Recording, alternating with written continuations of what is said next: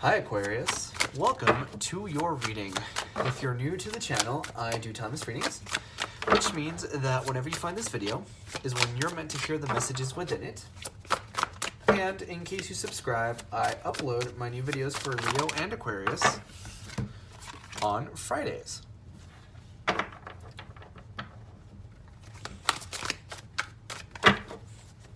So the deck that I'm using today is called the Solo Busca Tarot.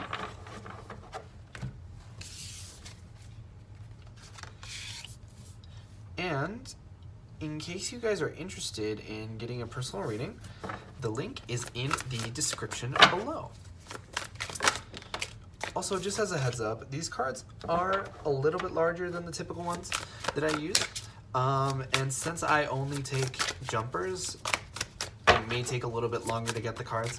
Sometimes it does, sometimes it doesn't.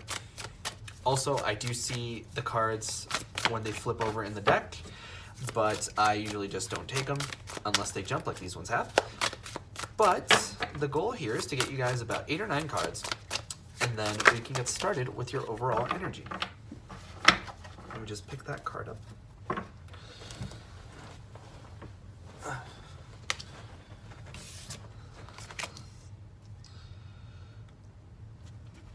Alright, so I'm just going to take this moment to remind you guys that if you enjoy the reading, leave a like or a comment. It's the best way for me to know if the reading resonates with you guys. But your overall energy here is the Ten of Swords. Now, the Ten of Swords isn't a very pretty card to have. Ten of Swords talks about betrayals. And I feel like the fact that it's in your overall reading, or rather energy, makes you feel like there's been a lot of backstabbing here, or a lot of pain. And it just feels very almost unfair, I feel, for a lot of you guys, especially since we have here the Four of Pentacles and the Page of Cups. Now, the Page of Cups is an emotional message, right? So a lot of times I like to think that that's either a proposal of love, like a confession, or some kind of apology, are usually the two most common emotional messages that people will get.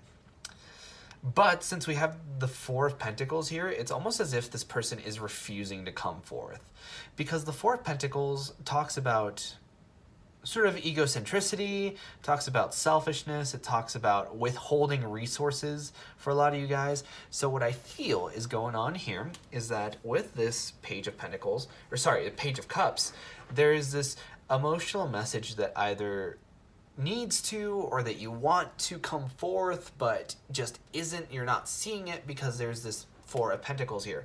There's I don't want to say a blockage. I feel like this person is almost intentionally not coming forth. A lot of you guys may have been actually ghosted by someone very recently. And sort of looking on ahead of this reading, also that would make sense if you're ghosted. It would make sense that your overall energy here is the Ten of Swords, because it feels almost as a betrayal that there's this sudden lack of communication. But it's very odd, because we have here this sort of not wanting to come forth or not coming forth energy, but then right here we have more coming forth energy. Right? So I feel it's almost as if this person is very back and forth in their mind, very indecisive. It's almost like they're hot and cold. One moment they want to come forth and the other moment they don't. And I know that I just used a bunch of examples to say relatively the same thing, but it almost feels like that's how they are. I feel like this person is very much in an energy where they feel as if they have a whole lot to say, when in reality it's not. Right, so what I mean by that is that they're making things far more complicated when they really are very simple. And with this Eight of Wands here, we're seeing this energy of wanting to come forth, fast communication, and a lot of times, this is certainly a love reading, because we have the Page of Emotions down here, with betrayal, with wanting to come forth, and even just on top of all of that, we have the Eight of Wands, which is called the Arrows of Love oftentimes. So I feel like it all just kind of adds back into this energy of this person wanting to come forth, but I feel like they're very torn, because this Eight of Pentacles here is sort of, I feel like this person might be very entitled, because the Eight of Pentacles talks about putting work into a situation and sort of watching the situation grow, right? So whenever I see the Eight of Pentacles, and normally I'm getting a sort of a mixed energy from this Eight of Pentacles. I'm also kind of getting a Seven of Pentacles vibe, but basically it's the energy of working on something. And I'm also getting a Seven of Pentacles vibe in the sense that it feels like they were putting work into this connection and then they didn't, at least in their mind, didn't receive back what they were putting in. And I feel like that's kind of what caused this conflict. Like, even just like looking at the symbolism here, it almost feels like they were like trying to sort of grow this tree, but in the process they sort of dried up and died. Also, I'm looking at the timer on my phone right now and on the video, and it just hit 5:55. So there might be a lot of synchronicities that you guys might be observing right now. But it almost feels like this person wasn't receiving enough what they were putting in, what they were putting back. You know, regardless of what like you perceive the situation, that's how they perceive it, right? It doesn't necessarily have to do with the facts of the situation. It just feels like this person was very entitled, wanted more than they were getting back, and that's why there's this Emperor in reverse. So I feel like you probably met this person and they gave off this Emperor vibe. So they were very powerful, very in charge, very I want to say domineering, but like not in a bad way, sort of very commanding. But I feel like the fact that it's in reverse, it almost feels like this person turned out to be a lot more of a child than what you were expecting. There's just like a lot of negative energy here. Like, very disappointing, very like immature.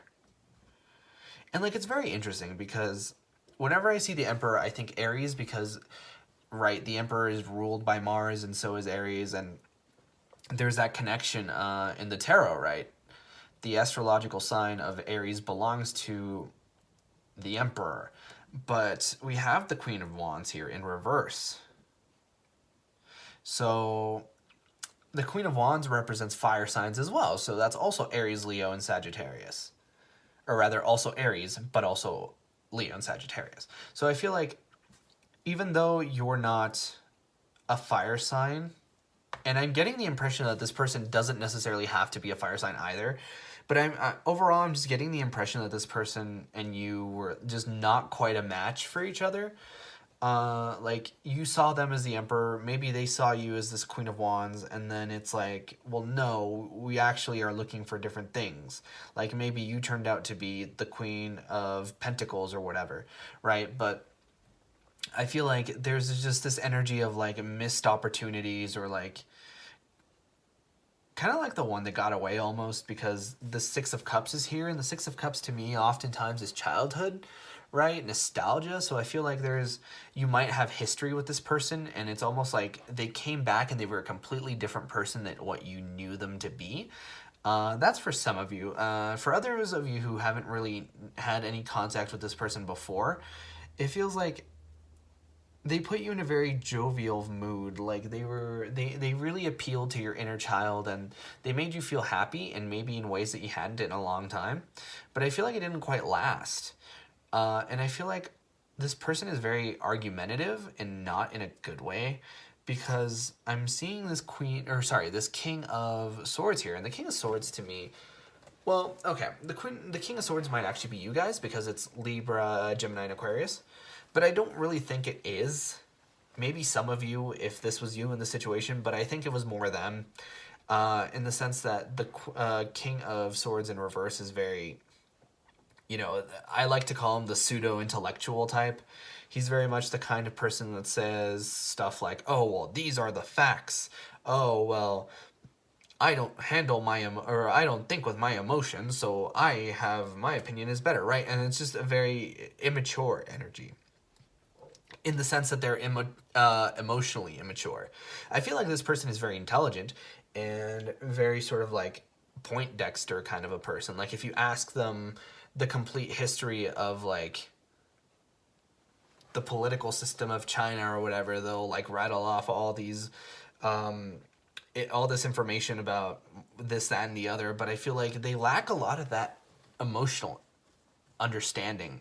And I feel like you in this connection, maybe like you also being an air sign aren't necessarily the most emotional person on the planet, but like I do see the page of wands, do see the six of cups, or sorry, the page of cups and the six of cups. So I feel like and like even the ten of wands here also denotes emotion. So I feel like you guys do have like a really good emotional understanding of where you're at and where other people are at, but this person just doesn't.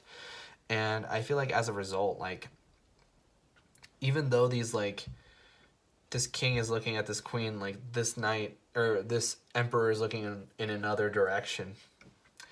And now that I actually point it out that way, it's almost as if there could have been three people involved here. Like these two people are together and this person's walking away.